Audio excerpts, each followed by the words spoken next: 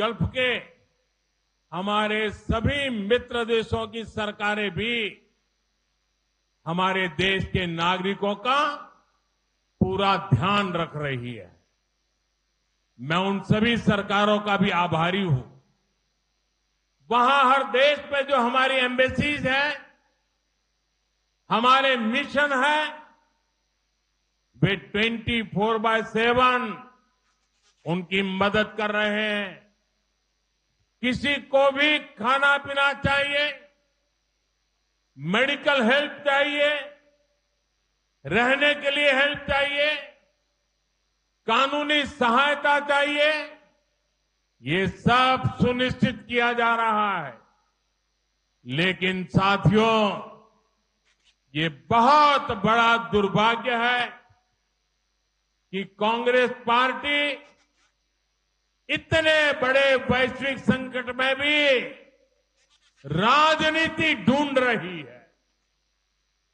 Congress party जानबूझकर उकसाने वाले बयान दे रही है, गैर जिम्मेवार बयान दे रही है, ताकि स्थितियां बिगड़ जाएं, हमारे लोग वहां संकट में फंस जाएं और फिर ये लोग मिलकर मोदी को गालियां देने का, रील बनाने का अभियान शुरू कर सके। यही उनका खेल है। एनडीए सौहृदगढ़े गल्फ में चल रहे युद्ध में हमें आत्मनिर्भरता का महत्व भी फिर से समझाया है। एनर्जी हो या फिर अन्य सेक्टर, भारत हर क्षेत्र में आत्मनिर्भर बनने का प्रयास कर रहा है। आत्मनिर्भर होना कितना जरूरी है, ये हमने कोरोना के दौर में देखा है, यूक्रेन संकट के दौरान देखा है, और वर्तमान संकट ने एक बार फिर इसे सिद्ध किया है कि आत्मनिर्भर होना कितना जरूरी है। एनडीए सौहृदगढ़े एनर्जी सेक्टर में हमारी निर्भरता दूसरे देशों पर कम से कम हो, इसके लिए बीते सालों से लगातार कदम उठाए गए। भारत ने अपनी सोलर पावर कैपेसिटी बढ़ाई है।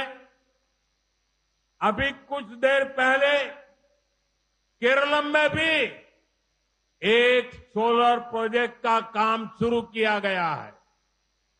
पेट्रोल डीजल पर निर्भरता कम हो, इसके लिए बहुत बड़े पैमाने पर इलेक्ट्रिक बसों और अन्य इलेक्ट्रिक गाड़ियों पर बल दिया जा रहा है।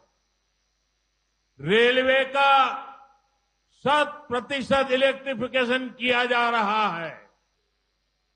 एनडीए सौहृदगढ़े एक तरफ बीजेपी एनडीए देश को आत्मनिर्भर बनाने के लिए अनेकविध काम कर रही है, वहीं दूसरी तरफ कांग्रेस और लेफ्ट के लोग आत्मनिर्भर भारत अभियान का मजाक उड़ाने में ही जुटे रहते हैं।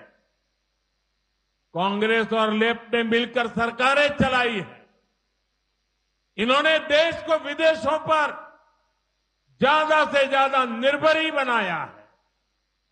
और आज देखिए, ये लोग मिलकर अफवाहें फैलाने में जुटे हैं। आज युद्ध के समय, इस समय में भी कांग्रेस लेफ्ट और उसका इकोसिस्टम देश में पैनिक क्रिएट करने में, भय पैदा करने में पूरी ताकत खपा रहे हैं।